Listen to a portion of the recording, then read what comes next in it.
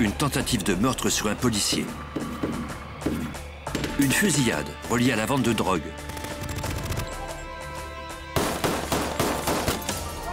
Un violent braquage de banque. Un gang de dangereux criminels menace toute une communauté. Les agents du FBI et un ex-policier mettront leur vie en jeu lors d'une opération spéciale pour retrouver les bandits.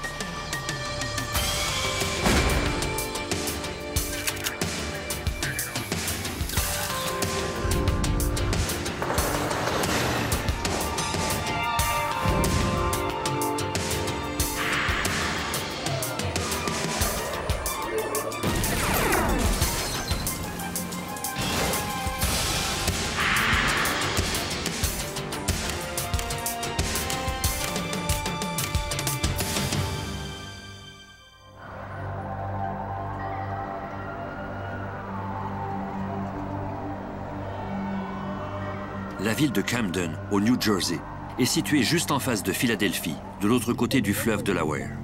C'est l'une des villes les plus défavorisées d'Amérique et où le taux de criminalité est le plus élevé. Le 12 février 1997, l'agent Stephen Leoni effectuait sa patrouille. Il était 4h20 du matin.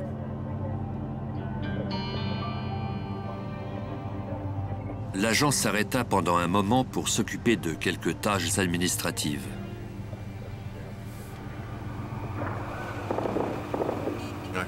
J'ai alors entendu des coups de feu qui provenaient du secteur est de Camden, plus de 50 coups.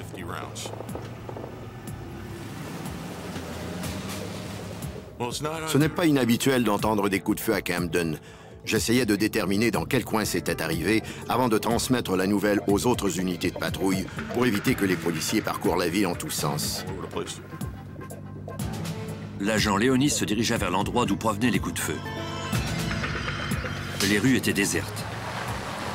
Il vit alors une voiture suspecte. Il la prit en filature.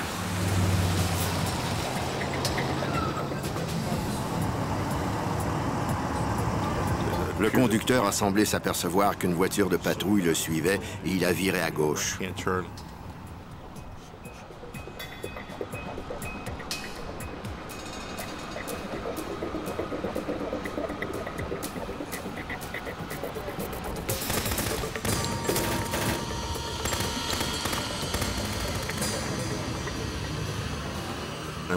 Je me suis penché sur mon siège et quand je me suis relevé, j'avais un goût de sang dans la bouche. L'agent Leoni avait été touché au visage. Il parvint tant bien que mal à descendre de son véhicule.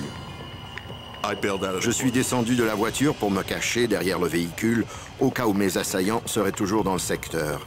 Je savais que j'avais reçu un projectile en plein visage et que j'étais blessé, mais j'ignorais la gravité de cette blessure. J'ai appelé à la centrale pour signaler qu'un agent avait été touché.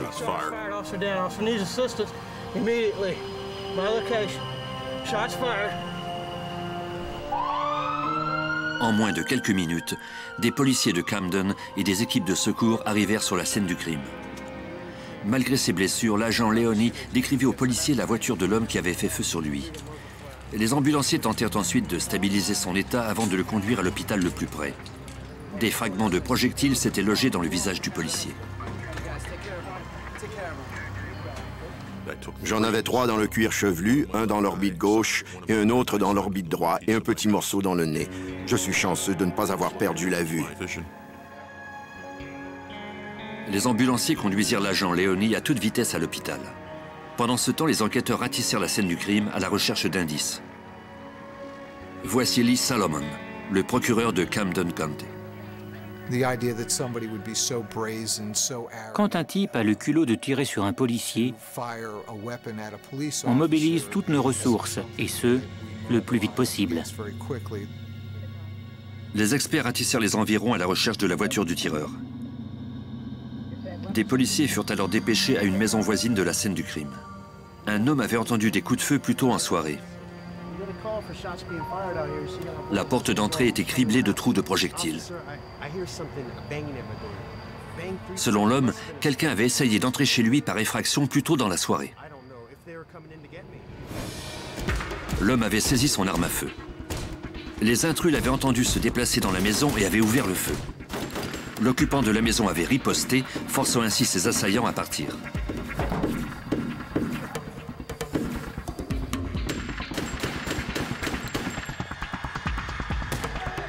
Les policiers croyaient que cette attaque était ce qu'on appelle dans le milieu un vol de style ninja. Des hommes au visage masqué entrent dans une maison pour y voler des drogues ou de l'argent. Plus de 50 projectiles avaient été tirés dans la maison.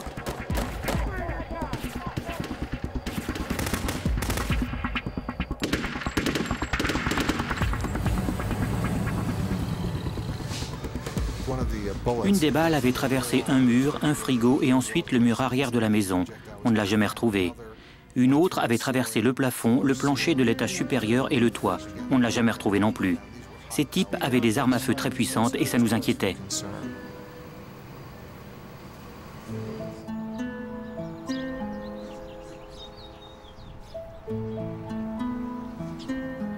Plus tard, au cours de la matinée, les policiers trouvèrent une voiture abandonnée. Elle correspondait à la voiture décrite par l'agent Leoni. Il y avait des fragments de verre, des douilles de projectiles provenant d'une AR-15 et d'un pistolet de calibre 45 trouvé dans le véhicule. On a aussi relevé des traces de sang. Ainsi, un des assaillants avait été touché. Un policier vérifia le numéro de plaque d'immatriculation de la voiture. Elle appartenait à une femme du quartier. Un chien de l'escouade canine flaira une odeur dans la voiture et en suivit la trace jusqu'à l'adresse de la propriétaire du véhicule. C'était à seulement 2 ou 3 pâtés de maison de l'endroit où j'avais été blessé. Une unité SWAT se préparait à prendre la maison d'assaut au cas où les tireurs se trouveraient encore à l'intérieur. On a fait fermer l'école élémentaire non loin de là, parce qu'on craignait qu'il y ait échange de coups de feu avec ces individus lourdement armés. Dans l'appartement, on ne trouva aucune trace des tireurs.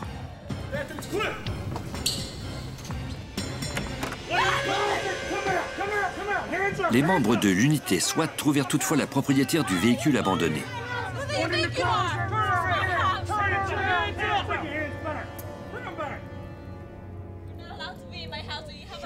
Ils apprirent qu'elle était la petite amie de Charlie Rodriguez, un des criminels les plus violents de Camden. Entre 1984 et 1989, Charlie avait été arrêté pour possession illégale d'armes et de drogue, de même que pour avoir proféré des menaces terroristes. Crazy Charlie était un type prêt à tout.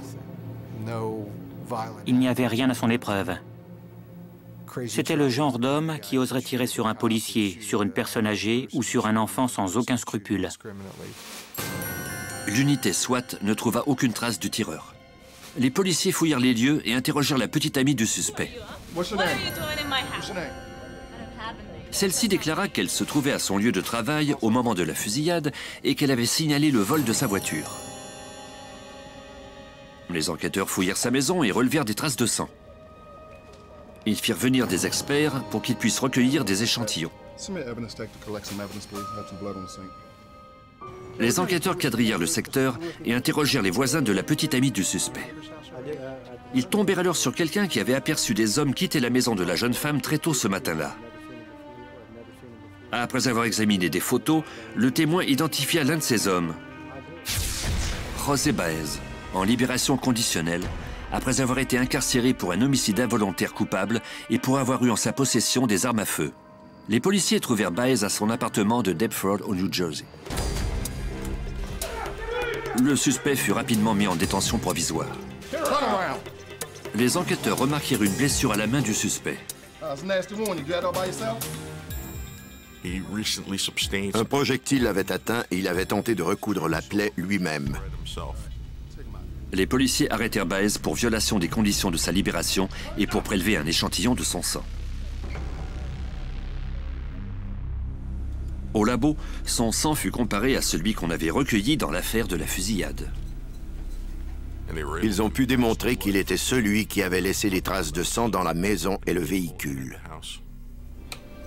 Les enquêteurs détenaient maintenant une preuve que Baez se trouvait dans la voiture au moment où l'agent Leoni avait été blessé. Mais rien ne démontrait que c'était lui qui avait appuyé sur la détente.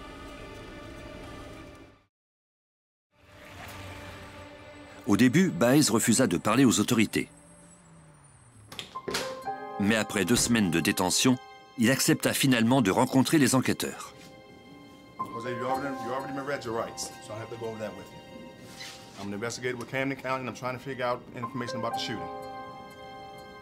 Baez accepta finalement de parler, mais à la condition que la police protège sa famille. Il déclara que Charlie Rodriguez avait participé au vol de style ninja, de même qu'à la fusillade au cours de laquelle l'agent Leoni avait été blessé. Je crois que Baez a collaboré avec nous parce que Charlie avait menacé sa famille. C'est parce qu'il avait peur qu'il s'est montré si coopératif. Le bureau du procureur de Camden County obtint alors un mandat d'arrêt contre Charlie Rodriguez pour avoir tenté de tuer un policier. On offrit également une récompense de 1 000 $ à quiconque fournirait des informations menant à l'arrestation du suspect. La police d'État ajouta le nom de Charlie Rodriguez à la liste des 10 fugitifs les plus recherchés. On le cherchait tous les jours. Tous les patrouilleurs de Camden étaient à la recherche de Charlie Rodriguez. Même si Charlie était bien connu à Camden, les habitants de la ville le craignaient trop pour parler aux policiers. La peur est une arme puissante pour un type comme Charlie Rodriguez. Au cours du mois suivant l'affaire Leoni, les policiers interrogèrent leurs informateurs, mais tout ce qu'ils apprirent, c'était que Charlie se cachait quelque part de l'autre côté du fleuve, à Philadelphie. Comme on soupçonnait Charlie d'avoir fui dans un autre État, la police fit appel à l'aide du FBI. Après avoir obtenu un mandat d'arrêt fédéral, l'agent John Tam fut chargé de la chasse à l'homme pour retrouver Charlie Rodriguez. Je commence par me procurer de bonnes photos, puis j'examine le dossier criminel du suspect et son dossier de prisonnier pour voir qui étaient ses compagnons de cellule, qui lui a rendu visite pendant son incarcération, afin d'identifier avec qui il aurait été en contact. Les agents du FBI tendirent un immense filet. Mais comme les policiers, ils découvrirent que les gens avaient trop peur pour parler. Charlie Rodriguez avait la réputation d'être un tueur sans pitié. Les gens étaient très prudents quand il s'agissait de parler de lui. Les agents mirent alors la petite amie de Charlie sous surveillance en espérant qu'elle les conduirait à lui. Rodriguez était assez rusé pour ne pas entrer en contact avec sa petite amie. Ça ne nous a donc pas aidés. Au cours des mois suivants, les agents continuèrent à interroger leurs informateurs. Ils apprirent bientôt que Charlie se cachait dans les Badlands, un quartier très violent de Philadelphie. C'était un quartier très dur où il y avait beaucoup de ventes de drogue. Les gens qui vivaient là étaient constamment intimidés par des criminels. C'était très difficile d'y trouver un fugitif parce qu'il était quasi impossible d'obtenir de la coopération de qui que ce soit. Les unités SWAT fouillèrent les immeubles des Badlands où l'on soupçonnait Charlie de se cacher. On a fait appel au groupe d'intervention spéciale. On est arrivé à 5 heures du matin et on a fait une descente. On a capturé un criminel, mais ce n'était pas Charlie Rodriguez. On a finalement arrêté quelqu'un qui était recherché pour un autre crime. Au même moment, dans les rues non moins sécuritaires de Camden, le FBI menait une enquête pour une autre affaire. L'agent spécial Jim Walsh obtint alors un tuyau.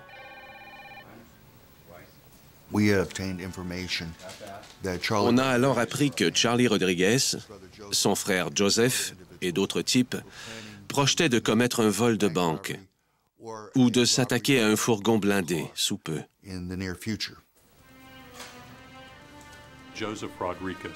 Joseph Rodriguez avait déjà été reconnu coupable de meurtre lors d'une fusillade pour une affaire de drogue dans les années 90.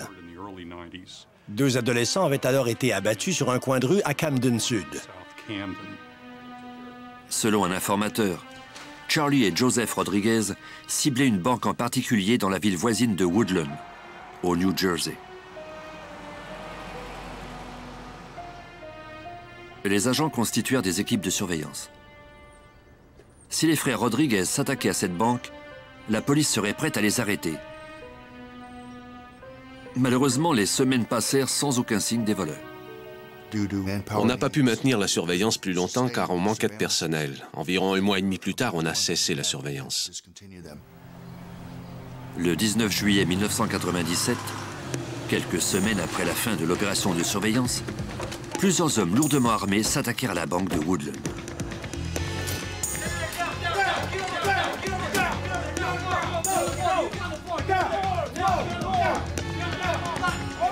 Un caissier était paralysé de peur.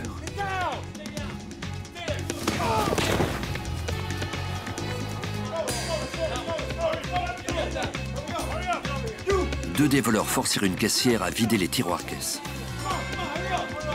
Les autres voleurs surveillaient l'entrée et indiquaient régulièrement à leurs complices combien de temps s'était écoulé depuis leur arrivée. Un voleur tenta de forcer la directrice à ouvrir la porte de la chambre forte. Celle-ci lui répondit qu'elle ne pouvait pas le faire. La chambre forte était branchée sur une minuterie.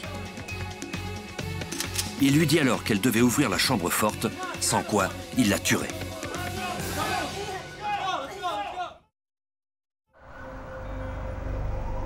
Au New Jersey, des coups de feu tirés sur un policier de Camden avaient entraîné le FBI dans une chasse à l'homme à la recherche d'un violent ex-prisonnier du nom de Charlie Rodriguez. 5 mois plus tard, 3 hommes armés de fusils semi-automatiques avaient pris d'assaut une banque de Woodland au New Jersey. La directrice de l'établissement ne pouvait ouvrir la chambre forte car celle-ci était branchée sur une minuterie. Un des voleurs menaça de la tuer.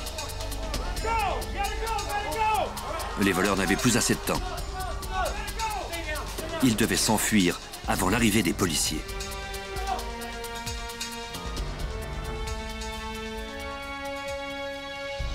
La directrice eut la vie sauve.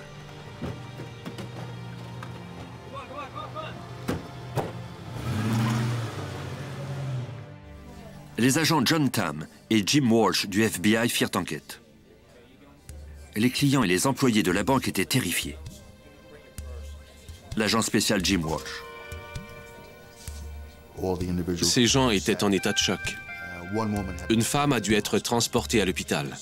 Elle a eu si peur qu'elle a eu une petite attaque cardiaque. À voir le caractère violent de ce braquage, j'ai immédiatement su que c'était Charlie Rodriguez et son frère.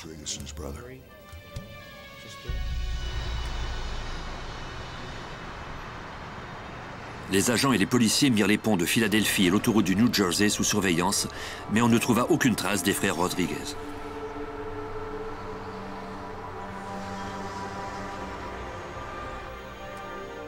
Joseph Rodriguez vivait à Camden, mais le FBI ne disposait pas d'assez d'indices pour l'arrêter. Et les agents le mirent sous surveillance en espérant qu'il les conduirait à Charlie. Il s'était bien rendu compte qu'on pouvait remonter jusqu'à son frère par son intermédiaire et ils ont donc décidé de se tenir loin l'un de l'autre. Au cours des 7 mois suivants, le secteur de Camden fut la proie d'une série de vols de banque. On soupçonnait les frères Rodriguez, même si les policiers ne tenaient aucune preuve formelle de leur implication.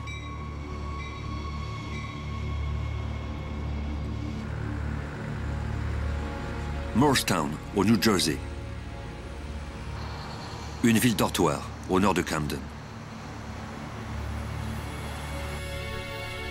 Le 23 mai 1998, plus d'1 an s'était écoulé depuis les coups de feu qui avaient blessé l'agent Leoni. 3 hommes arrivèrent à une banque de Morristown juste avant 8h30. Ils étaient armés de fusils d'assaut et de mitraillettes. Les portes de la banque n'avaient pas encore été déverrouillées.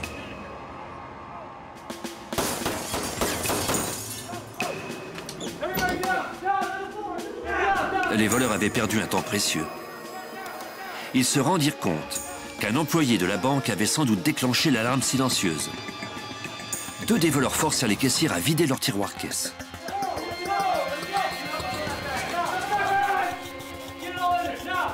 Un 3e tireur surveillait l'entrée et indiquait régulièrement à ses complices combien de temps s'était écoulé. Les voleurs étaient nerveux. Ils trouvaient que les caissières n'allaient pas assez vite.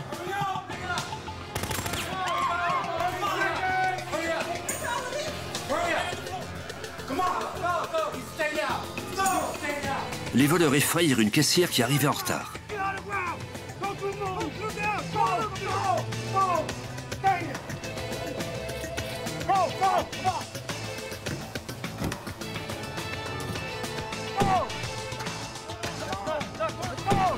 La voiture des voleurs ne démarrait pas. Pris de panique, ils ordonnèrent à la caissière de leur remettre les clés de sa voiture.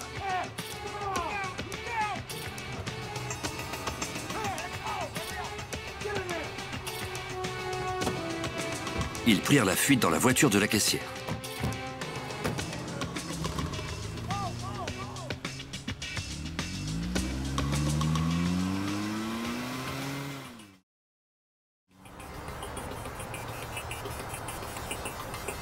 À en juger par le comportement des voleurs, les agents Tam et Walsh étaient d'avis qu'il s'agissait vraisemblablement des frères Rodriguez. Ils obtinrent d'autres indices en examinant les photos tirées des enregistrements des caméras de surveillance. Les armes, les cagoules, même certains vêtements ressemblaient à s'y méprendre à ceux que portaient les voleurs de la banque de Woodland. Les photos démontraient qu'ils portaient des vêtements identiques dans les deux cas. Mais les deux agents n'avaient pas encore de preuves concluantes leur permettant de faire accuser les deux frères Rodriguez de vol de banque. Le comportement des voleurs semblait s'être modifié. Ils devenaient de plus en plus violents. Ce gang était de plus en plus brutal. Quelqu'un allait éventuellement être tué, soit un employé de banque, soit un client, soit un policier dépêché sur les lieux. Quelqu'un allait être tué tôt ou tard, c'était inévitable. Les agents Tam et Walsh rencontrèrent alors les services de police de toutes les villes du secteur pour leur décrire la façon de procéder des voleurs. À la fin du mois de juillet 1998, l'agent Tam obtint une piste prometteuse de la part du lieutenant Roy Whitmore du service de police de Merchantville au New Jersey.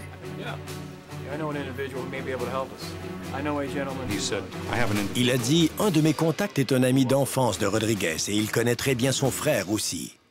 Il pourrait nous aider à savoir où se cache Crazy Charlie Rodriguez. » Un an et demi après le début de l'enquête, le FBI pouvait enfin miser sur quelqu'un qui pourrait fournir des informations sur Charlie Rodriguez. Ça a été notre plus grand coup de chance parce que, depuis le début, on était dans le noir et on cherchait quelqu'un qui coopérerait avec nous et qui saurait où était Rodriguez.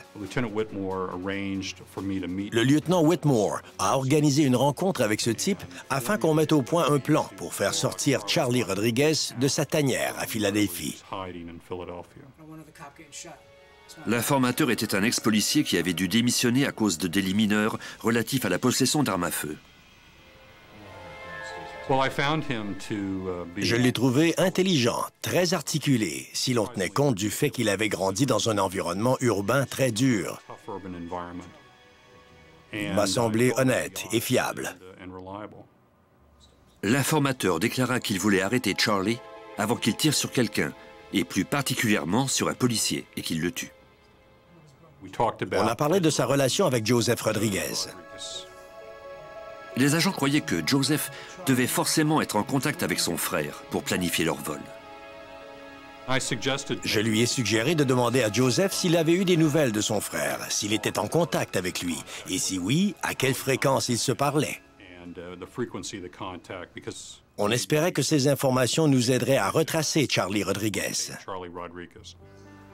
Les agents Tam et Walsh mirent un plan au point pour encourager Charlie à sortir de sa cachette.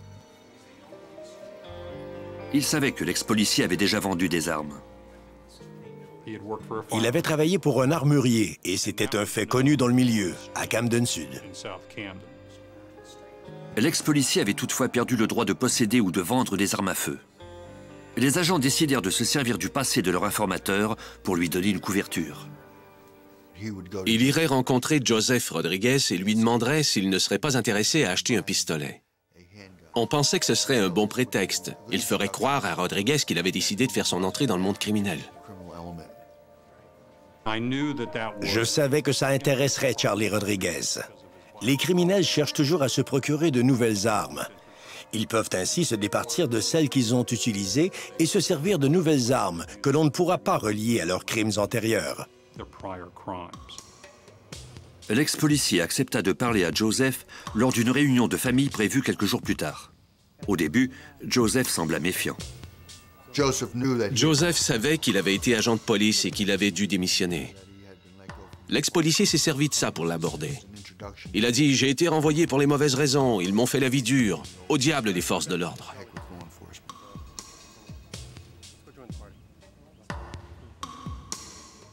Quelques jours plus tard, Joseph contacta l'ex-policier pour convenir d'un moment pour le revoir. Joseph lui a dit qu'il en avait discuté avec Charlie et que celui-ci était intéressé à acheter un pistolet. On progressait enfin dans cette enquête. On savait que Charlie Rodriguez était dans les parages. L'agent Tam dit alors à l'ex-policier qu'il devait s'organiser pour rencontrer Charlie en personne. Joseph Rodriguez était prêt à acheter cette arme et à la remettre plus tard à Charlie Rodriguez. Mais ça ne nous avancerait guère. J'ai donc clairement spécifié à notre informateur qu'il devait remettre l'arme à Charlie Rodriguez lui-même et qu'on en profiterait alors pour l'arrêter. Le FBI n'avait nullement l'intention de laisser quelqu'un vendre une arme à feu à l'un des frères Rodriguez.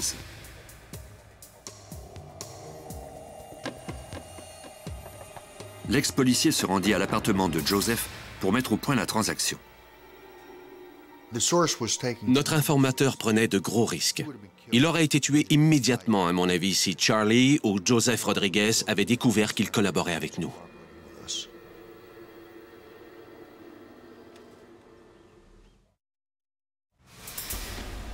Camden, au New Jersey, en 1998.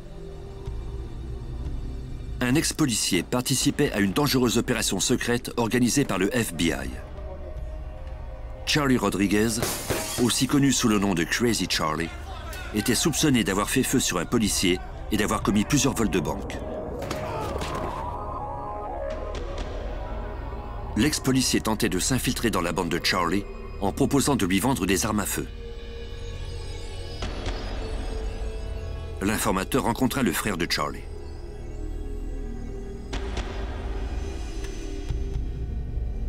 Joseph Rodriguez, qui avait déjà été incarcéré pour homicide involontaire, le fouilla pour voir s'il y avait des micros sur lui. On n'avait mis aucun matériel d'enregistrement sur lui car on craignait qu'il serait tué si quelqu'un le trouvait. Lentement, mais sûrement, par le biais d'une série de rencontres, l'ex-policier finit par gagner la confiance de Joseph.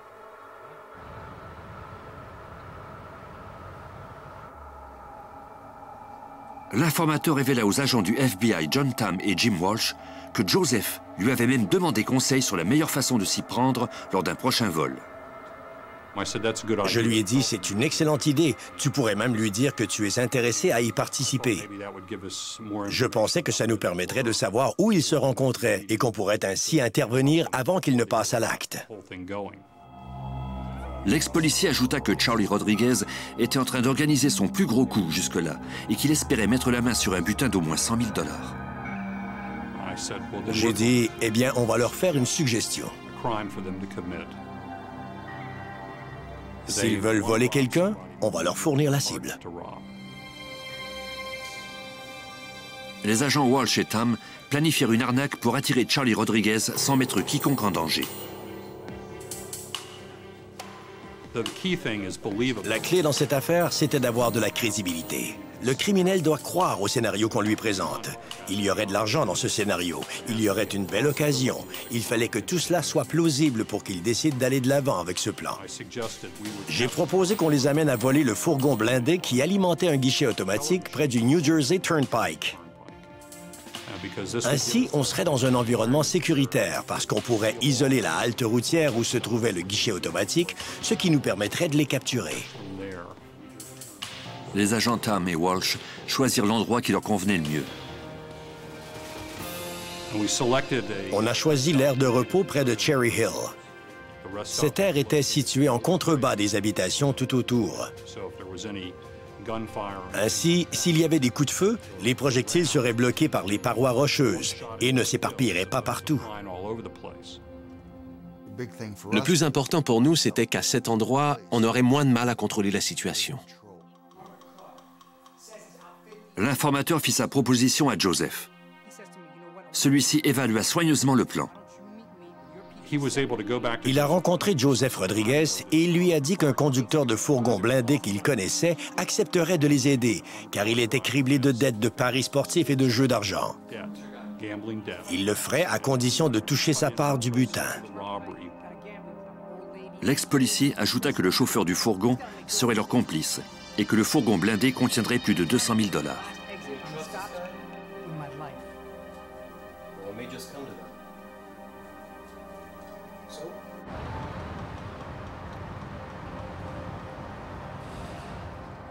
2 jours plus tard, Joseph contacta l'ex-policier de nouveau pour lui faire part de ce qu'ils avaient décidé.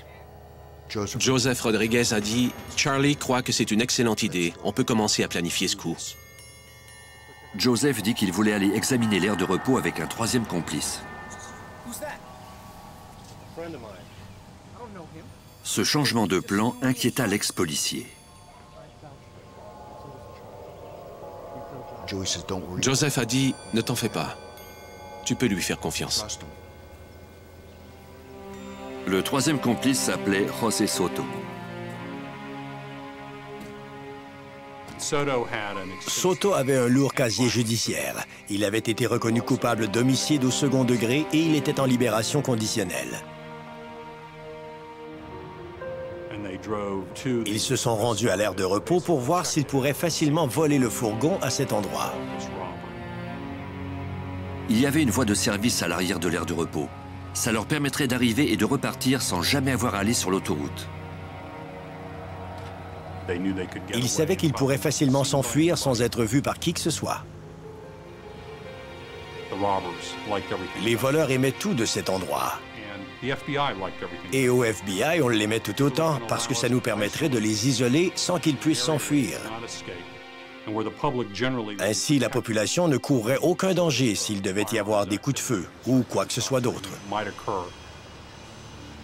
Joseph fit le tour de l'aire de repos en empruntant l'itinéraire du fourgon blindé quand il venait alimenter le guichet automatique. Joseph Rodriguez s'était bien familiarisé avec les lieux et il était à l'aise. C'est d'ailleurs lui qui a vendu l'idée à Charlie. Notre informateur n'a même pas eu à le faire.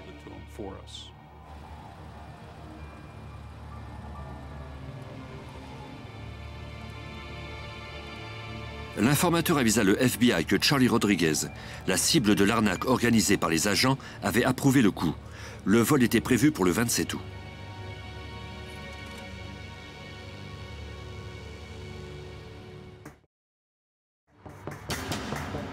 Maintenant que le plan était en action, le FBI contacta le service responsable de l'autoroute et de l'aire de repos, c'est-à-dire la police de l'État du New Jersey.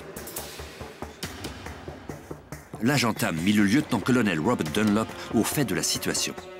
Les patrouilleurs devraient bloquer l'accès de tout le secteur et l'autoroute pour protéger les automobilistes. Il y a toujours des hélicoptères des chaînes télé et radio qui survolent les routes et qui auraient signalé aux auditeurs que l'autoroute était bloquée. Pour que le plan fonctionne, on devait bloquer l'accès à l'aire de repos seulement quelques instants avant l'arrivée des suspects pour éviter de semer la panique. Les unités SWAT seraient postées aux entrées de l'autoroute et dans les bâtiments de l'aire de repos. 3 jours avant la date prévue du vol, les agents Tam et Walsh organisèrent une réunion entre le FBI et les chefs des unités SWAT afin de revoir le plan de l'arrestation des frères Rodriguez et de Soto. On savait qu'ils seraient lourdement armés et, du moins dans le cas de Charlie Rodriguez, qu'ils n'hésiteraient pas à faire usage de leurs armes s'ils étaient piégés. On projetait d'évacuer l'aire de repos quelques minutes avant l'arrivée de la bande de Rodriguez. L'informateur du FBI se garerait derrière l'aire de repos et se rendrait ensuite à pied devant le bâtiment principal pour ne pas être dans la ligne de tir. Les membres de l'unité SWAT seraient cachés dans un camion de livraison. Ils seraient couverts par des tireurs d'élite postés sur le toit du bâtiment.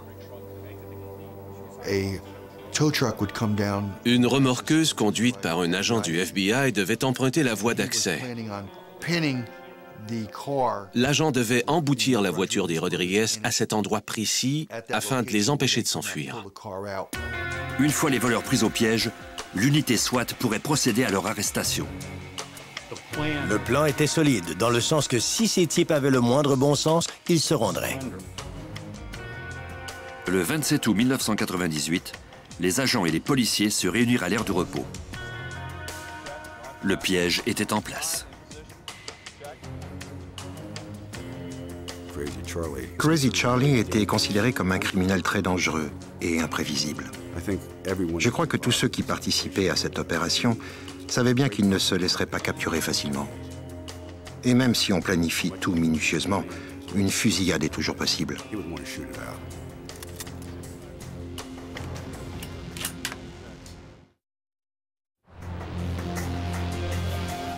Camden, au New Jersey. Charlie Rodriguez était soupçonné d'avoir blessé un policier et d'avoir commis plusieurs vols de banque. Le 27 août 1998, les agents John Tam et Jim Walsh du FBI avaient mis au point une opération complexe visant à arrêter le dangereux fugitif et sa bande. Près de 100 agents et policiers étaient en position à une aire de repos de l'autoroute. Mais Charlie et sa bande ne vinrent pas. On se demandait ce qu'on avait pu faire de mal. Avait-il découvert le poteau rose? Soupçonnait-il notre informateur? Les agents étaient inquiets pour leur informateur, un ex-policier qui avait infiltré la bande de Rodriguez. Si Charlie Rodriguez apprenait qu'il avait été piégé, il tuerait à coup sûr l'informateur du FBI.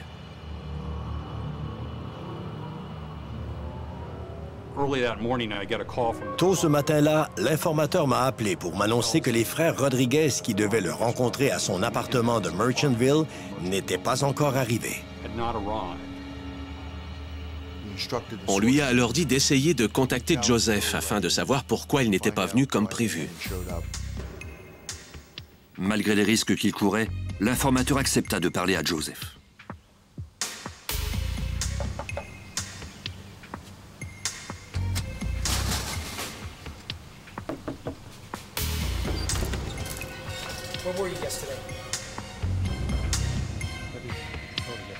Joseph lui annonça que la veille, des policiers étaient venus car ils cherchaient un des hommes de la bande, José Soto.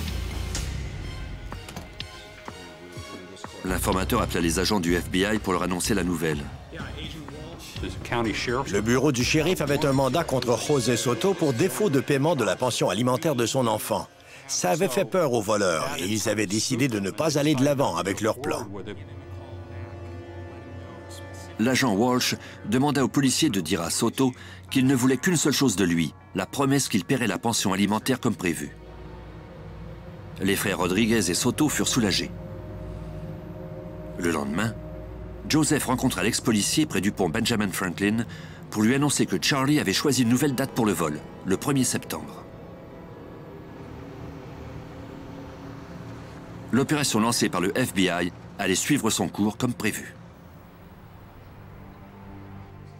Le matin avant le vol, l'informateur du FBI attendit l'arrivée de la bande à son appartement.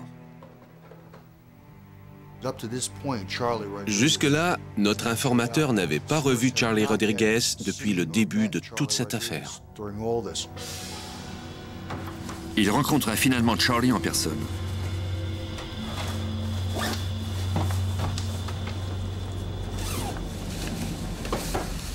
Charlie, it's good to finally see you.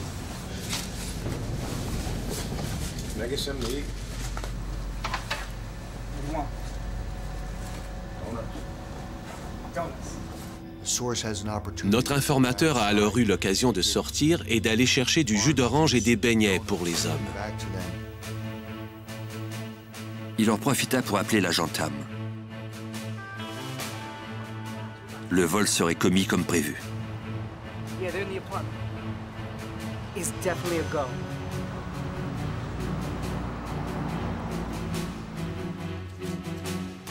À l'appartement, les hommes enfilèrent leurs gilets pare-balles et ils vérifièrent leurs armes.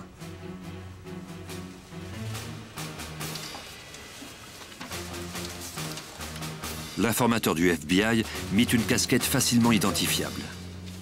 On lui a demandé de mettre une casquette particulière, ainsi on saurait que c'était notre informateur.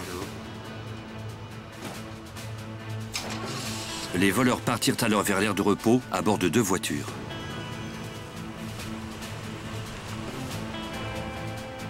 Les agents affectés à leur surveillance informaient régulièrement leurs collègues de l'endroit où ils étaient afin qu'on puisse évacuer l'aire de repos avant leur arrivée. On a bloqué l'accès à l'aire de repos et à l'autoroute en l'espace de 10 ou 15 minutes.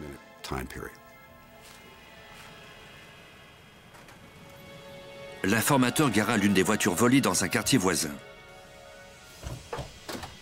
La voiture devait servir aux hommes lorsqu'ils s'enfuiraient après le vol. Il conduisit ensuite Soto et les frères Rodriguez sur la voie d'accès qui se trouvait derrière la halte routière. Les agents du FBI, qui étaient déjà sur place, se préparaient à passer à l'action. Ils savaient tous que cette opération était risquée. Notre informateur courait un grave danger, tout comme plusieurs agents et policiers. L'unité SWAT du FBI attendait à bord d'un camion de livraison. Des tireurs d'élite étaient postés sur le toit du bâtiment principal au cas où les voleurs descendraient de voiture, qu'ils chercheraient à s'enfuir ou qu'ils feraient feu sur des agents ou sur quiconque. Près de 100 policiers étaient cachés un peu partout autour de l'aire de repos. L'informateur conduisit la bande sur la voie d'accès derrière l'aire de repos.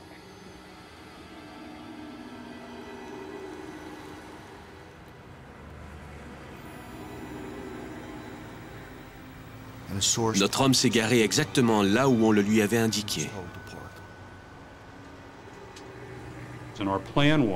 Notre plan consistait à rendre leur véhicule hors d'état de fonctionnement en l'emboutissant avec la remorqueuse.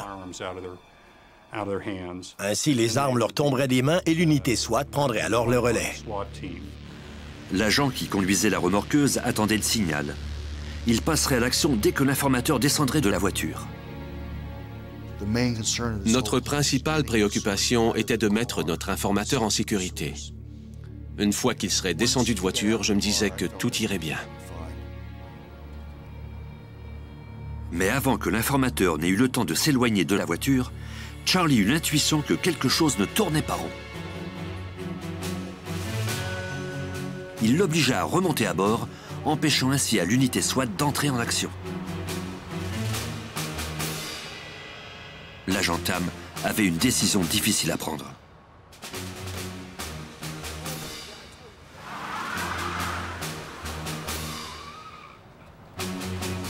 J'ai dit à l'unité SWAT de mettre le plan B en action, qui consistait à les prendre d'assaut.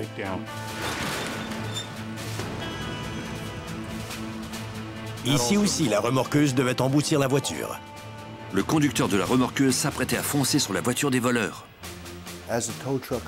Alors que la remorqueuse approchait, Charlie a dit à notre informateur « Quelque chose ne tourne pas rond. C'est un piège. Partons d'ici. » Pour protéger son identité, l'informateur obéit à Charlie. Il s'éloigna rapidement de l'unité SWAT. Un des voleurs tenta alors de tirer sur les agents. Les membres de l'unité SWAT ouvrirent aussitôt le feu. Quand les coups de feu ont commencé, je crois qu'on a tous eu peur de blesser accidentellement l'informateur. La remorqueuse emboutit la partie arrière de la voiture des voleurs.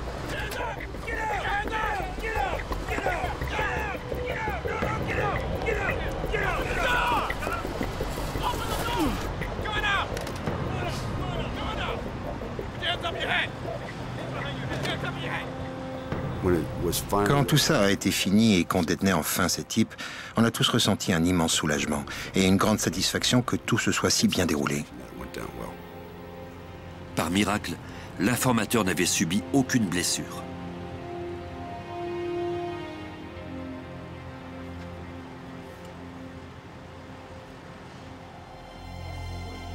Les agents du FBI recueillirent les nombreuses armes à feu de Soto et des frères Rodriguez. Je n'ai jamais vu ni entendu parler d'un braquage où il y avait autant d'armes à feu et de munitions que ce qu'on a trouvé dans cette auto. Leur puissance de feu était telle qu'ils auraient pu voler 1000 banques. Parmi les armes se trouvait une AR-15, transformée pour être automatique, une mitrailleuse équipée d'un silencieux et une copie chinoise d'une AK-47, également transformée pour être automatique. Chacun des hommes avait aussi des armes courtes, dont le numéro de série avait été limé, ainsi que des dizaines de chargeurs remplis à pleine capacité. En tout, ils avaient plus de 1000 cartouches. Les frères Rodriguez étaient des criminels violents. Ils avaient tué et ils tueraient encore. La seule façon de les en empêcher était de les mettre derrière les barreaux pour toujours. Et c'est ce qui est arrivé. Le 30 mars 2000, José Soto a été condamné par la Cour fédérale à 37 ans de prison pour tentative de vol d'un fourgon blindé et pour port d'armes illégales. Quant à Charlie et Joseph Rodriguez, ils ont tous deux écopé de peine de réclusion à vie, sans possibilité de libération conditionnelle pour 2 vols de banque, pour tentative de vol d'un fourgon blindé et pour port d'armes illégal. Un homme ouvre le feu pendant l'heure de pointe. Un groupe de terroristes complote pour renverser le gouvernement. Un membre de la police abat une innocente jeune femme. Un voleur s'attaque à répétition à des banques. Et un homme enlève et tue une jeune fille de 17 ans. Quand des crimes violents sèment la terreur au sein de la nation américaine, le FBI fait l'impossible pour arrêter les coupables avant qu'ils ne récidivent.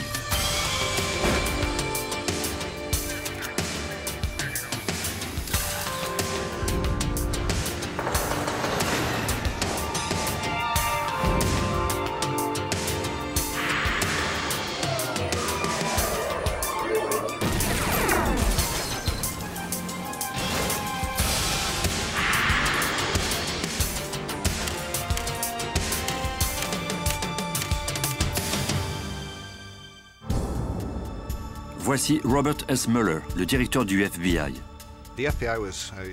À l'origine, le FBI a été mis en place pour enquêter sur les crimes commis en dehors des limites d'un seul État.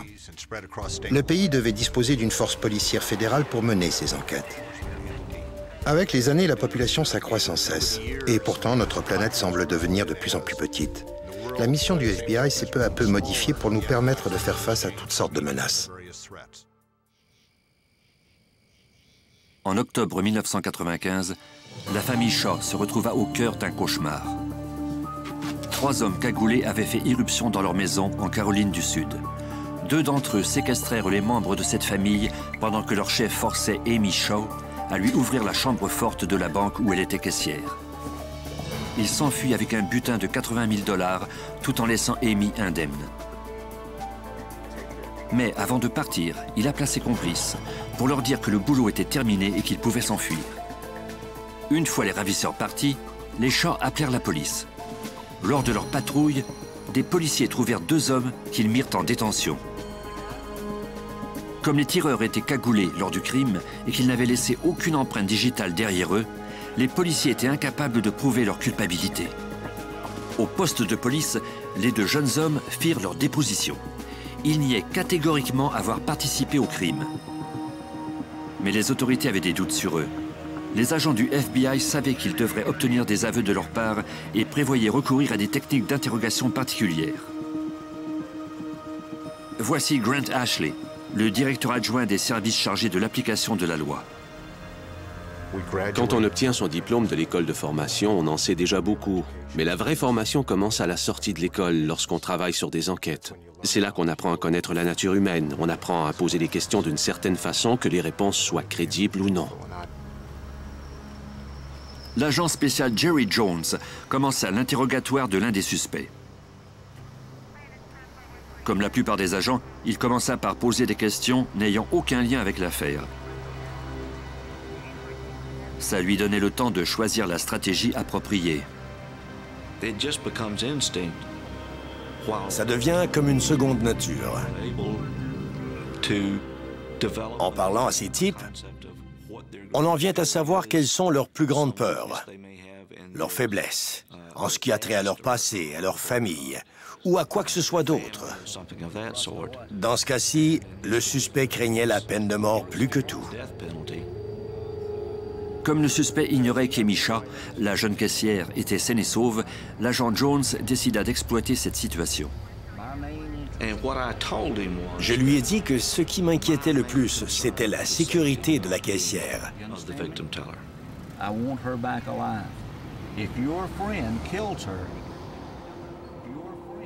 Si le 3e complice l'avait tué, les 2 autres pourraient être condamnés à mort. Le plan fonctionna. Quand le suspect se rendit compte qu'il risquait la peine de mort, il reconnut avoir été mêlé au crime et donna le nom du chef de la bande, Christopher Joburg. Les policiers arrêtèrent rapidement Joburg chez sa mère, près de la frontière de l'État en Géorgie. Il fut reconnu coupable de toutes les accusations qui pesaient contre lui. Mais Joburg n'allait pas s'arrêter là. Avant le prononcé de sa peine, il s'évada de prison avec un voleur de banque, Jerome Frierson Bay. Les autorités fermèrent aussitôt le secteur à la circulation. Malgré des recherches poussées, on ne retrouva pas les deux évadés. L'agent Jones savait que lorsqu'on recherche un fugitif, toutes les informations personnelles dont on dispose à son sujet peuvent aider à prévoir où il ira. Or, au cours des nombreux interrogatoires menés avant le procès, Jones avait senti que Joe Burke avait un lien particulièrement étroit avec sa mère.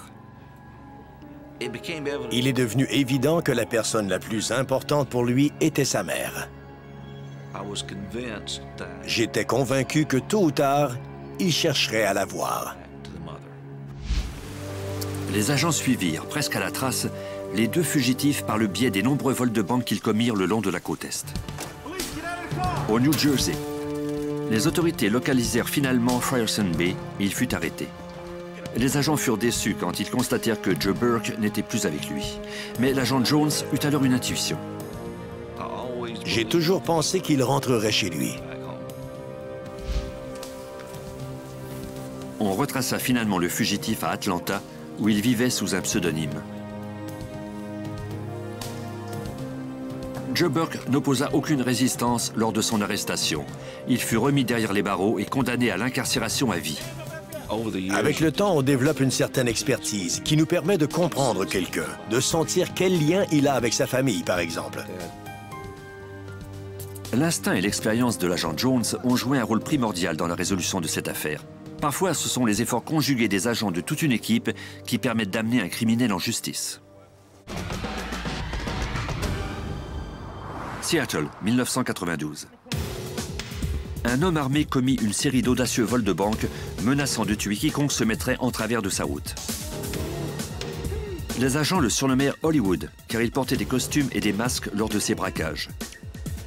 Au cours d'une période s'échelonnant sur 3 années, l'homme vola 12 banques, amassant ainsi un butin de près d'1 million de dollars et laissant derrière lui peu d'indices. Pour capturer ce criminel insaisissable, la police de Seattle et le FBI devraient joindre leurs efforts à ceux de plusieurs autres services de police en formant un groupe d'intervention. Voici le directeur adjoint, Grant Ashley. On a mis en commun les ressources de l'État et celles des services de police locaux, en plus de celles du FBI, afin de mettre à profit les connaissances et les habiletés de chacun. On voulait obtenir rapidement des résultats. Mais les policiers ne partagent pas toujours le point de vue des agents fédéraux.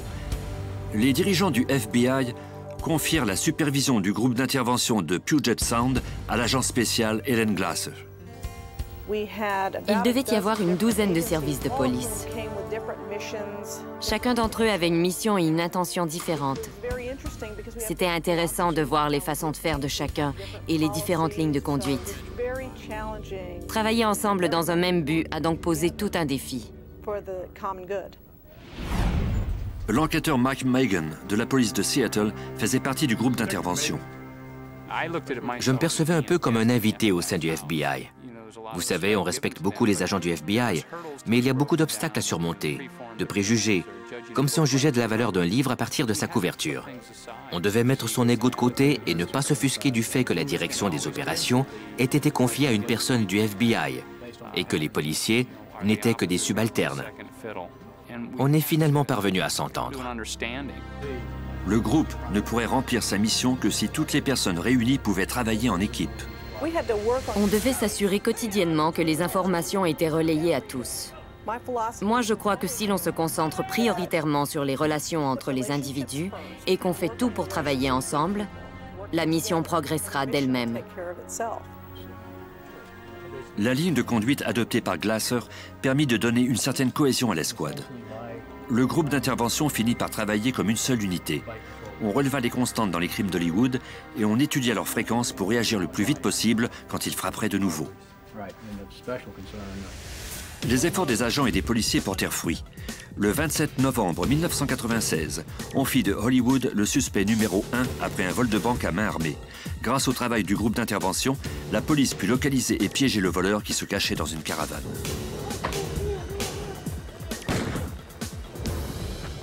Celui-ci mit tragiquement fin à ses jours en se tirant une balle dans la tête. Même si les membres du groupe d'intervention avaient tous des talents différents, ils sont parvenus à faire cause commune et à travailler de façon très efficace. Les agents du FBI qui travaillent sur le terrain se méritent souvent les honneurs quand une affaire est résolue. Mais les experts hautement qualifiés du laboratoire judiciaire du FBI à Quantico en Virginie méritent aussi leur part d'honneur. Ce sont plus que des scientifiques en blouse blanche. Ce sont des enquêteurs très imaginatifs, dont le travail acharné permet la résolution de nombreuses enquêtes. Dwight Adams est le directeur adjoint du labo. Je tenais à travailler au sein du laboratoire du FBI parce que c'est un labo de renommée internationale. Toutes les personnes qui travaillent ici se donnent à 100%.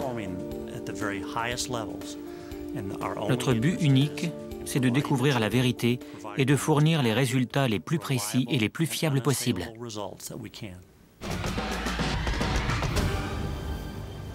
Le 11 janvier 1982, le policier George Gwaltney de la patrouille routière de la Californie signala à la centrale qu'une personne s'était vraisemblablement suicidée au bord de l'autoroute 15 près de Barstow. Quand les policiers arrivèrent en renfort, ils trouvèrent Robin Bishop, une jeune femme de 23 ans, morte d'une blessure de projectile à la tête. Les policiers ne trouvèrent toutefois pas d'armes à feu sur les lieux, mais ils remarquèrent la présence de traces de menottes au poignet de la jeune femme. À l'évidence, ce n'était pas un suicide, mais plutôt un meurtre. Le permis de conduire et le certificat d'enregistrement de la voiture de la victime étaient bien en évidence, comme si elle avait dû les montrer à quelqu'un. Pour écarter la thèse du meurtre par un policier, les enquêteurs ordonnèrent à tous les policiers de leur remettre leurs armes de service pour les soumettre à des analyses balistiques. Un seul policier omit de remettre son arme, George Gwaltney, qui déclara que son arme avait été volée. Gwaltney éveilla les soupçons des enquêteurs lorsqu'on retrouva dans sa camionnette son 357 en pièces détachées. Le canon de l'arme avait été enlevé. Or, c'était la seule pièce qui aurait pu démontrer formellement que l'arme avait bel et bien tiré le projectile ayant coûté la vie à Robin Bishop.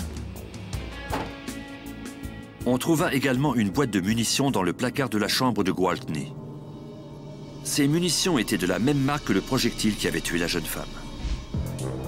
À la fin de 1982, l'État de la Californie accusa formellement George Gwaltney de meurtre. Le procès dut toutefois être ajourné pour défaut d'unanimité au sein du jury. Un second procès, cette fois devant la Cour supérieure, connut la même issue. Les enquêteurs étaient persuadés que Gwaltney était coupable, mais ils ne pouvaient pas le faire inculper par les autorités de l'État. Ils se tournèrent alors vers les autorités fédérales. L'agent spécial Michael Randolph examina le dossier de l'affaire et constata que Gwaltney était si rusé qu'il serait difficile, voire impossible de le faire condamner. Pour le faire accuser, il faudrait l'extraordinaire ténacité des agents du FBI et des experts du laboratoire judiciaire. Voici le directeur adjoint du FBI, Grant Ashley. La technologie est un outil fantastique, mais l'aspect le plus important pour le FBI est le facteur humain. L'expert Jim Cadigan du service des armes à feu et des marques d'outils chercha à établir un lien entre les indices et le suspect. Normalement, il aurait dû comparer les rainures du canon de l'arme aux marques sur le projectile meurtrier. Mais comme le canon de l'arme présumé du crime manquait, Cadigan dut trouver une nouvelle façon de découvrir la vérité. Il savait que les enquêteurs avaient confisqué des pincettos et des clés après avoir trouvé la carcasse du revolver. Je me demandais si l'un de ces outils n'avait pas servi à tenir la carcasse de l'arme pendant qu'on enlevait le canon. Cadigan fit l'analyse de marques d'outils. Il remarqua une petite trace sur la carcasse de l'arme. Il vérifia ensuite chacun des outils de Gwaltney jusqu'à ce qu'il trouve une clé dont une des dents était brisée. Ça ressemblait beaucoup à la marque sur la carcasse. J'ai alors commencé à faire des marques avec cette clé, marques que j'ai ensuite comparées au microscope. J'ai pu en conclure que seul cet outil et aucun autre avait produit les marques observées sur la carcasse de l'arme. Même si cela indiquait que Gwaltney avait vraisemblablement enlevé lui-même le canon de son arme, ça ne prouvait pas qu'il avait tué Robin Bishop. Les enquêteurs ne disposeraient d'un dossier solide que lorsqu'ils établiraient un lien entre le projectile fatal et la boîte de munitions trouvée dans le placard de Gwaltney. La direction du labo décida alors de tenter, pour la toute première fois, une technique mise au point depuis peu qui consistait à comparer les projectiles à un niveau moléculaire. L'agent spécial Michael Randolph. Quand un fabricant de balles comme la Remington Arms fabrique un nouveau lot, il mêle plusieurs éléments, un peu comme lorsqu'on fait un pâté. Ainsi, chaque lot de balles est unique. Lors du premier examen balistique à l'échelle nucléaire, les experts placèrent un fragment de l'un des projectiles de Gwaltney dans un réacteur nucléaire où il absorba des neutrons et devint radioactif. Grâce à cette radioactivité, on pourrait mesurer la quantité exacte de chaque composante du projectile. C'était en quelque sorte une empreinte digitale. Les experts soumirent ensuite le projectile fatal au même procédé. Finalement, on a découvert qu'environ 27 projectiles trouvés chez le suspect étaient de composition identique aux fragments prélevés dans la tête de notre victime. En janvier 1984, George Gwaltney comparut devant les tribunaux fédéraux cette fois-ci. Grâce à l'ingéniosité et à la détermination des experts du labo du FBI, il fut reconnu coupable et condamné à 90 ans de prison. Voici le directeur adjoint du FBI, Grant Ashley. Voici les héros dont vous n'entendez jamais parler, les experts de laboratoire qui donnent un sens à tous nos indices. Ça demande beaucoup de temps et ça demande également des gens talentueux et persévérants. Pour prouver la culpabilité d'un criminel, les preuves scientifiques sont un outil essentiel. Mais quand les autorités ne disposent même pas d'un suspect ni d'indices valables, le FBI doit leur faire appel à une discipline unique et méconnue, la science du profilage. Le 31 mai 1985, sur une route isolée de Lexington, en Caroline du Sud, Shari Faye Smith, âgée de 17 ans, était allée chercher le courrier dans sa boîte à lettres quand elle disparut sans laisser de traces. Après 2 jours de vaines recherches, les enquêteurs durent se rendre à l'évidence. La jeune femme avait été enlevée.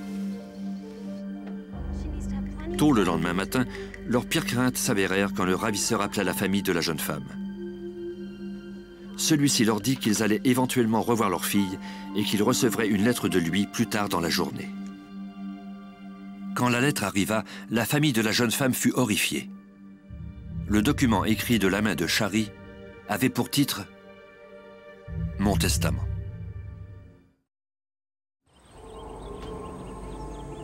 En Caroline du Sud, une jeune femme avait été enlevée.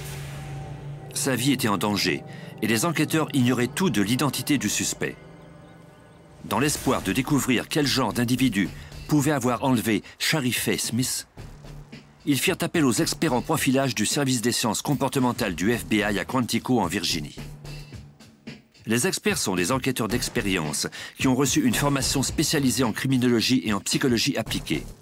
L'agent John Douglas, aujourd'hui à la retraite, a participé au développement de cette spécialité qui consiste à dresser le profil psychologique d'un criminel. Pendant plus d'1 décennie, il a interrogé des meurtriers, des incendiaires, des violeurs et des ravisseurs dans plusieurs prisons un peu partout aux États-Unis. On plonge au cœur de leur mémoire, là où personne n'est jamais allé auparavant, au moment même où ils commettent leurs crimes. Ça prend beaucoup de temps pour arriver là, mais quand on y est, on obtient des tonnes d'informations. Quand il établit le profil d'un individu, Douglas doit d'abord examiner tout le dossier d'enquête qui contient notamment les rapports de police préliminaires et les photographies de la scène de crime. On doit disposer de toutes les informations relatives à la victime. On doit dresser le profil de cette victime. On se demande pourquoi cette personne a été ciblée par le criminel. Ensuite, on examine la façon dont le crime a été perpétré. S'agissait-il d'un crime à haut risque ou pas, par exemple? Parfois, les profils peuvent compter jusqu'à une centaine de caractéristiques différentes. À la demande des autorités de la Caroline du Sud, Douglas se pencha sur le dossier de l'affaire Shari Faye Smith et examina tous les détails relatifs à son enlèvement. Ce qui rendait cette affaire unique, c'était que le ravisseur était entré en contact avec la famille, ce qui est très rare, très inhabituel. C'était très précieux pour moi, car lorsqu'on dispose d'une communication, qu'elle soit orale ou écrite, ça nous permet de faire une analyse assez fine de la personne qu'on recherche. C'était comme s'il avait suivi un scénario établi d'avance. Ce type devait être très ordonné, très organisé. Après avoir examiné tous les détails relatifs à l'enlèvement, Douglas dressa un profil du ravisseur en 22 points. Le sujet était vraisemblablement un homme qui avait des antécédents judiciaires et qui vivait dans la même région que la victime. Ce type commettait ses crimes et se débarrassait de ses victimes dans des endroits qui lui étaient familiers. Douglas croyait également que le ravisseur compensait la faible opinion qu'il avait de lui-même en commettant des actes violents. Il se sentait comme s'il ne valait rien, comme un moins que rien. Et comment ce type qui n'avait aucune estime de lui-même, qui faisait sans doute de l'embonpoint et qui n'était pas très beau, comment pouvait-il devenir quelqu'un? Eh bien, il s'en prenait à des victimes qui, normalement, n'auraient jamais eu de contact avec lui, comme Shari Faye Smith. Et pour la première fois de sa vie, il ressentait de la puissance. 2 jours après avoir appelé la famille de la victime, le ravisseur rappela pour donner des indications très précises sur l'endroit où se trouvait la jeune femme.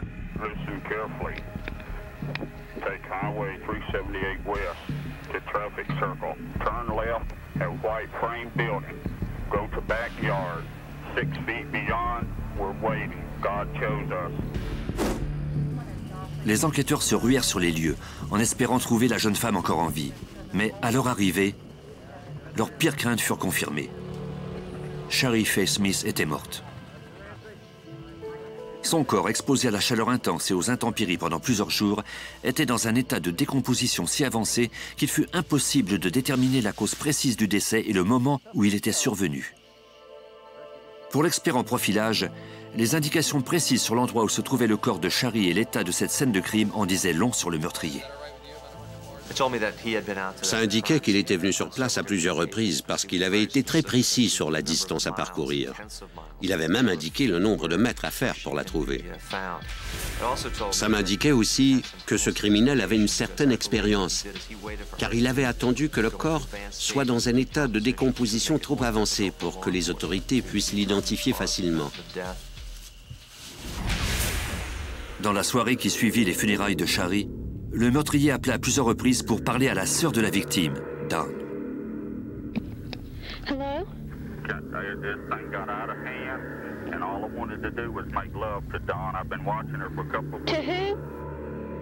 Au cours de cette terrifiante conversation, le meurtrier avait utilisé le nom de Dawn plutôt que celui de Shari. Les enquêteurs craignaient qu'il se tourne maintenant vers Dawn pour faire d'elle le centre de ses obsessions meurtrières.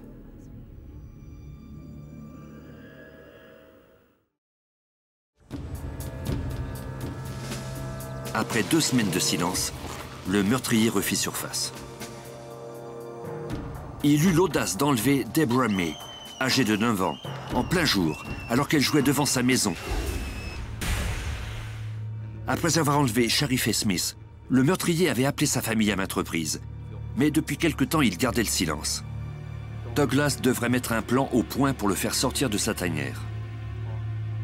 Comme les criminels de ce type lisent habituellement les articles qui parlent de leurs crimes, il décida d'organiser un service commémoratif dont les quotidiens feraient certainement la couverture. Il espérait ainsi que Dawn, la sœur de Shari, réveillerait les obsessions meurtrières du ravisseur.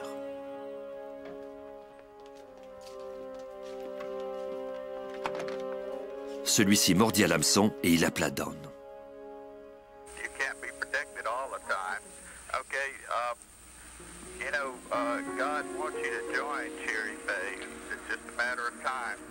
Puis, avant de raccrocher, le meurtrier donna à Dawn une série d'indications routières.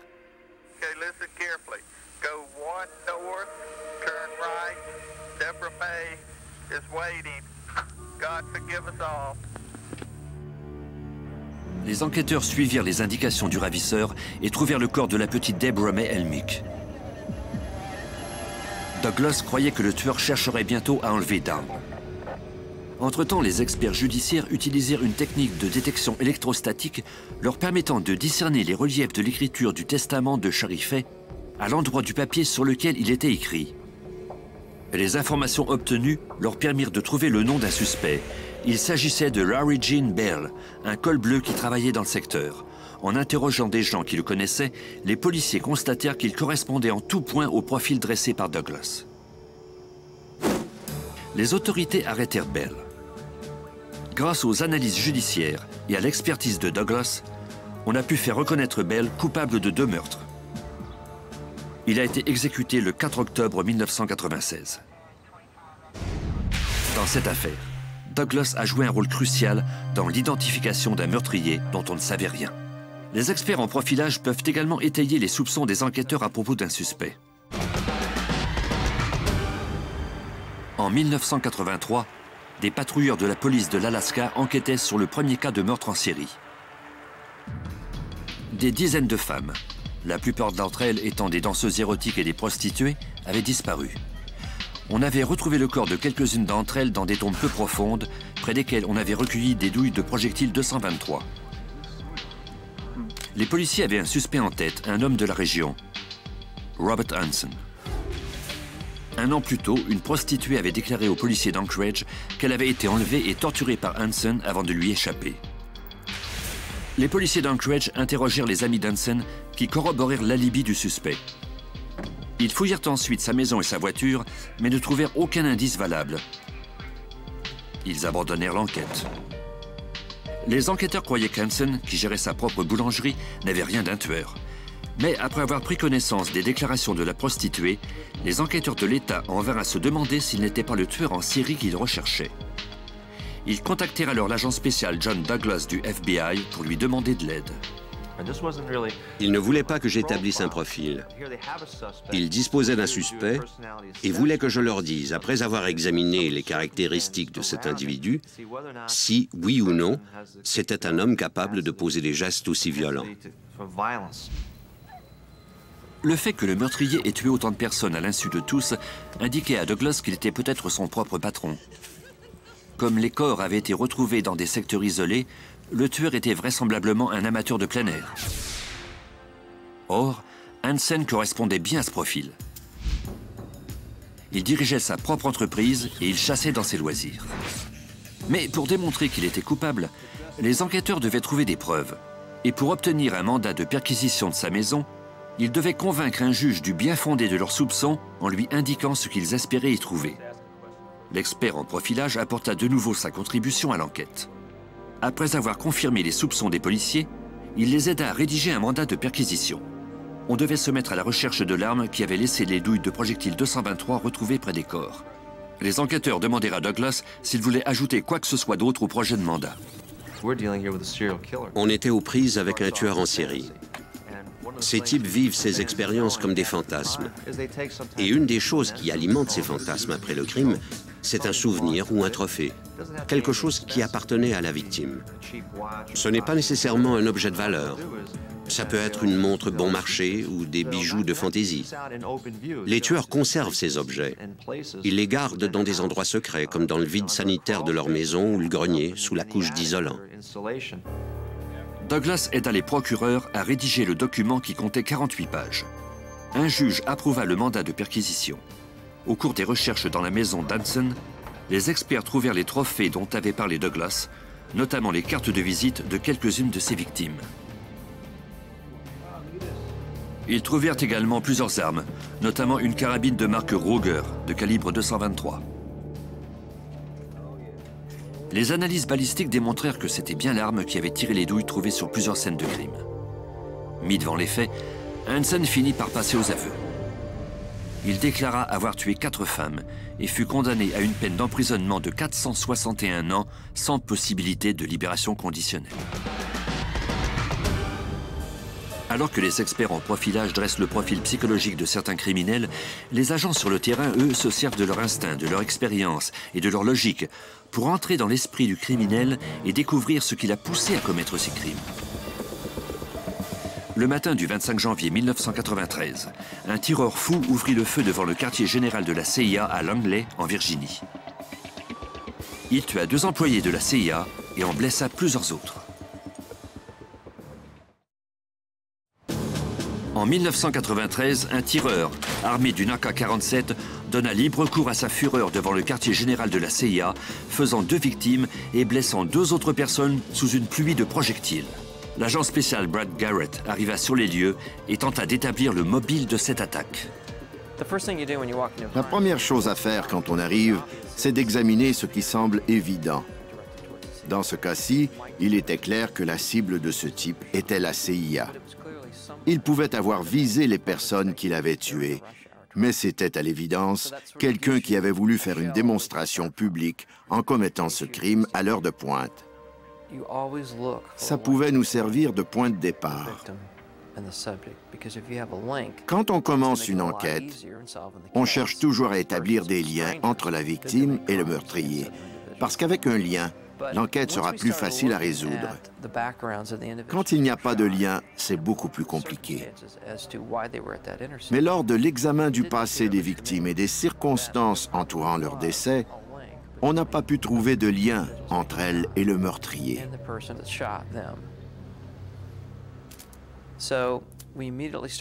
On a alors cherché à découvrir s'il n'y avait pas, au sein de la CIA, des employés mécontents, des gens qui auraient pu vouloir se venger. Mais malgré nos recherches, on n'a rien trouvé de concluant. Qu'est-ce qu'on doit faire par la suite?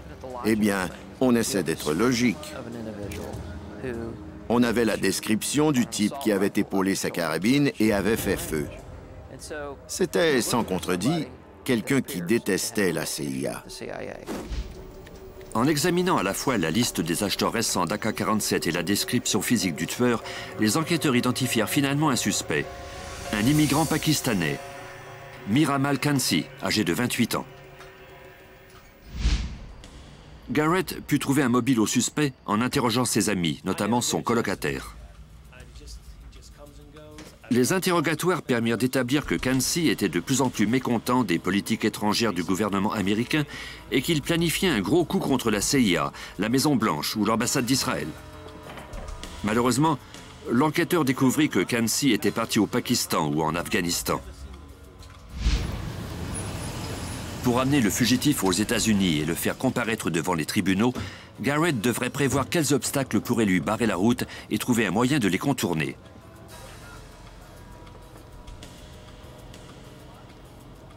Après une poursuite de 4 ans et demi, l'agent Garrett apprit que Khansi se cachait dans un hôtel, au Pakistan. Mais quand il se rendit sur place pour l'arrêter, il rencontra un obstacle de taille. J'ai eu peur quand je suis entré dans la chambre et que je l'ai vu. Il ne ressemblait en rien à la photo que j'avais du suspect. Il avait pris du poids, il portait une barbe. J'ai regardé les 3 autres agents et je leur ai dit que je n'étais pas sûr que nous tenions le bon type. Garrett devait absolument être sûr de ce qu'il faisait avant de l'arrêter. Tant qu'il n'aurait pas identifié le suspect, il ne pourrait pas le ramener aux États-Unis. Je ne voulais pas quitter cette chambre sans être absolument sûr que l'individu auquel on avait passé les menottes et qui était étendu sur le lit était bien Mir Amal Khansi. Le seul moyen pour l'agent Garrett de l'identifier formellement était de prendre ses empreintes digitales, un travail normalement réservé aux experts en laboratoire qui se trouvaient à plusieurs milliers de kilomètres de là, à Washington. Heureusement, l'agent Garrett avait tout prévu. J'étais allé au service d'identification des empreintes digitales du FBI et j'avais travaillé avec les experts en dactyloscopie. Ceux-ci avaient la fiche contenant les empreintes des 10 doigts de Khansi. On les a étudiées pendant plusieurs jours et on a identifié toutes les caractéristiques uniques de façon à pouvoir les reconnaître quand on lui mettrait la main au collet. Maintenant, Garrett devait mettre à profit ce qu'il avait appris. Il était menotté et couché sur le ventre. J'ai sorti mon tampon encreur et j'ai pressé son pouce dessus. Ensuite, j'ai pris une feuille de papier blanc sur laquelle j'ai imprimé son pouce. Je me suis assis par terre et j'ai examiné l'empreinte à l'aide d'une torche électrique et d'une loupe. La concordance était parfaite. Grâce à sa prévoyance, l'agent Garrett pourrait ramener le présumé terroriste aux États-Unis pour qu'il subisse son procès. Mir Amal Khansi fut reconnu coupable de meurtre, d'avoir commis des actes malveillants et d'avoir utilisé une arme à feu dans le but de commettre un acte délictueux grave. Il fut condamné à mort et exécuté en 2002. La formation et l'expérience de l'agent spécial Brad Garrett l'ont aidé à résoudre cette affaire. Parfois, l'atout principal d'un agent est sa capacité de s'adapter aux nouvelles situations et d'agir sur le moment. Voici le directeur adjoint du FBI, Grant Ashley. Voici des personnes qui veulent gagner à tout prix. Elles ne travaillent pas uniquement pour avoir leur chèque de paie. 1985. Dans les collines de l'Arkansas, une armée d'extrémistes complotait pour renverser le gouvernement américain. Ses membres propageaient une doctrine de haine et de mort et lançaient des raids contre des églises et des synagogues. Les agents du FBI devaient absolument démanteler ce groupe lourdement armé, tout en évitant un bain de sang. Une piste mena les agents aux installations du CSA, le groupe The Covenant, The Sword and the Army of the Lord, des suprémacistes radicaux. La propriété était fortifiée et les hommes à l'intérieur étaient armés jusqu'aux dents. Ils disposaient de grenades, de dizaines d'armes automatiques et même d'une puissante roquette anti-char. Les enquêteurs devaient leur présenter des mandats d'arrêt et de perquisition. Il était contre-indiqué de faire appel à une unité SWAT, comme on aurait normalement dû le faire, car la situation était délicate. Des rapports indiquaient que des femmes et des enfants se trouvaient à l'intérieur des murs de la propriété. Des centaines de vies étaient en jeu. La marge d'erreur était très mince. Les autorités qui enquêtaient sur cette affaire n'avaient ni la compétence, ni les capacités de prendre d'assaut la propriété du CSA. Et la Constitution américaine empêchait l'armée d'intervenir dans cette enquête civile. Le FBI décida alors d'envoyer un groupe tactique d'élite appelé le Hostage Rescue Team, communément appelé le HURT. Il s'agit de l'équivalent de la Delta Force de l'armée. Le HURT est un groupe d'opérations spéciales contre-terroristes qui intervient uniquement sur le territoire américain. En 1985, l'agent spécial Danny Coulson était le commandant du HURT. Les membres du HURT sont formés pour neutraliser les terroristes et libérer les otages. Cette situation-ci était toutefois différente. Ces individus étaient lourdement armés et on voulait éviter une confrontation. Pour effectuer le mandat d'arrêt et de perquisition en toute sécurité, Coulson devait s'adapter à la situation. Comme il était impossible d'envisager un assaut, il mit un autre plan au point. La réputation du FBI était en jeu dans cette affaire et on pensait que la meilleure façon de procéder serait de dresser un périmètre de sécurité en secret. C'était une opération délicate à réaliser, mais c'était nettement moins dangereux que de prendre la propriété d'assaut. Au cours de la première étape de l'opération, des équipes de reconnaissance entrèrent dans la propriété en pleine nuit. À l'aide de détecteurs portatifs et de ceux qui se trouvaient à bord d'avions, ils évitèrent les patrouilles du CSA. Après 10 jours de repérage, des tireurs d'élite du HURT signalèrent qu'une patrouille du CSA allait bientôt, et sans le vouloir, leur tomber dessus. À titre de commandant, Coulson devait prendre rapidement une décision qui risquait de coûter la vie à des centaines de personnes.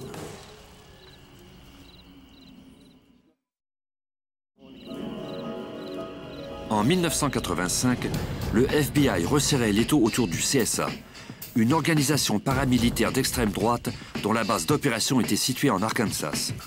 Plus de 200 agents avaient entouré secrètement la propriété. Des tireurs d'élite du FBI signalèrent qu'une patrouille du CSA était sur le point de les repérer.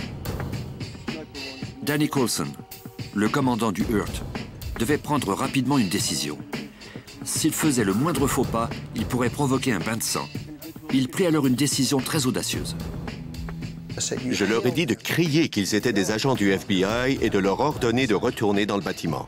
Mes collègues m'ont regardé en disant « Et pourquoi on n'arrêterait pas ces types ?» Mais je ne voulais pas faire ça. La stratégie de Coulson était calculée au quart de tour. Je voulais faire peur à ces types, mais je voulais aussi qu'ils comprennent que si je leur donnais un ordre, ils devaient m'obéir. Je voulais qu'ils s'habituent à obéir à mes ordres et à ceux de mon équipe. Deuxièmement, je souhaitais leur montrer que nous n'étions pas là pour leur faire du mal. Les tireurs d'élite alertèrent les patrouilleurs de leur présence et ils leur ordonnèrent de rentrer dans le bâtiment principal. Ceux-ci leur obéirent. Mais maintenant, les membres du CSA savaient que des agents du FBI étaient devant leur propriété. Quelqu'un devrait parlementer avec le groupe d'extrémistes pour que le chef se rende. Le HURT ne compte pas de négociateur, mais il travaille étroitement avec le service des sciences comportementales de Quantico. Les agents du FBI tentèrent d'établir quelle serait la meilleure stratégie pour approcher le chef du CSA, sans doute peu enclin à parlementer avec un négociateur. Il n'accepterait de négocier qu'avec son vis-à-vis, soit le chef du HURT. Or, au FBI, nous avons pour principe de ne jamais permettre au commandant de l'unité de négocier avec l'ennemi, car ça nous coupe certaines options stratégiques. Quand le commandant négocie, c'est plus difficile de gagner du temps ou de jouer sur les rôles opposés d'un négociateur plus conciliant et d'un commandant plus strict. Malgré cela, le FBI décida malgré tout de laisser Coulson jouer le rôle du négociateur, car il n'y avait pas d'autre solution. Je n'étais pas à l'aise avec ça. Je viens de groupes d'intervention tactique. J'ai été tireur d'élite, j'ai dirigé une unité SWAT. J'ai été formé pour être sur le terrain, pas pour négocier. Je n'étais pas sûr d'y arriver. Je préfère de loin capturer un type que d'essayer de le convaincre de se rendre. Mais ils croyaient tous qu'il n'y avait pas d'autre solution. Coulson, qui avait assisté maintes fois à des négociations, fut formé rapidement sur place. Il s'adapta rapidement à sa nouvelle position. Le chef du CSA établit le contact pour la première fois en appelant le poste de commandement du FBI et en s'adressant à l'agent Coulson. On a parlé au téléphone pendant quelques minutes de ce qu'on voulait faire. Il a proposé qu'on lui permette de sortir car il voulait me rencontrer et me parler. Mais il désirait également que je lui permette de retourner à l'intérieur, ce que j'ai accepté. Comme c'était allé à l'encontre des politiques du FBI, on a contacté le quartier général car on ne doit jamais laisser un fugitif recherché ou un terroriste nous filer entre les doigts. La demande a été acheminée au directeur adjoint qui l'a finalement approuvée. Après une série de rencontres, le chef du CSA sortit de la propriété. Il déclara à Coulson que plusieurs membres, ainsi que lui-même, souhaitaient se rendre. Mais ce n'était pas le cas de tous. Certains voulaient se battre, et le chef du CSA ne pouvait exercer de contrôle sur eux. Il m'a dit qu'il avait besoin d'aide. Il a dit « Notre chef spirituel pourrait m'aider à convaincre nos membres qu'ils doivent se rendre. » Et j'ai demandé comment cet homme s'appelait. Il m'a répondu « Robert Millar ». Encore une fois, c'était contraire aux procédures du FBI. C'était risqué de faire venir un allié de l'ennemi au cœur d'une situation de crise et de lui permettre d'entrer dans la propriété. Ça ne s'était jamais produit avant. Jamais un agent du FBI n'avait permis à un tiers, qui plus est à un sympathisant des extrémistes qu'on voulait arrêter, d'entrer dans la propriété pour participer aux négociations. Mais on devait le faire. C'était très risqué, mais j'estimais qu'on devait courir ce risque. Coulson reçut l'autorisation du FBI de permettre à Millar de négocier avec les membres du CSA. Millar resta dans le bâtiment pendant près de 24 heures.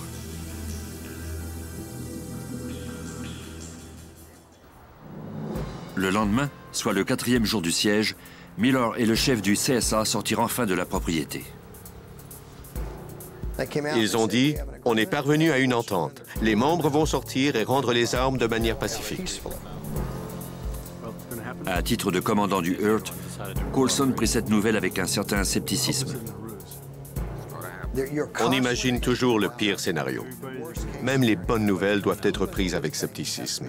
S'agissait-il d'une manœuvre de diversion de leur part? Allaient-ils sortir par la porte de côté et ouvrir le feu? On devait être très prudent.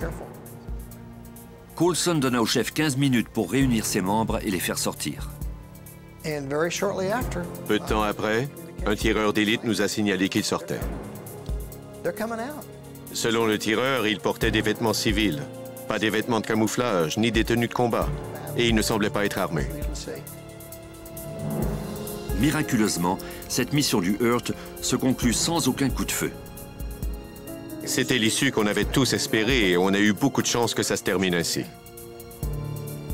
N'eût été de l'intelligence vive de Coulson et de sa capacité à s'adapter à cette situation de crise, les négociations auraient pu se conclure dans un bain de sang. Cela montre bien de quoi le FBI est capable en situation de crise. Ça montre aussi tout ce dont on dispose pour régler un problème. C'est une grosse machine qui peut vous pulvériser si vous lui faites obstacle. Et c'est ce qui est arrivé ici. Ce n'était pas une mission du Hurt, c'était une mission du FBI. On a pu voir quelques-uns des cas que le FBI a dû résoudre au fil des ans. Chaque nouvelle enquête apporte son lot de défis. Mais le public américain peut se rassurer, car le FBI fera toujours l'impossible pour le protéger.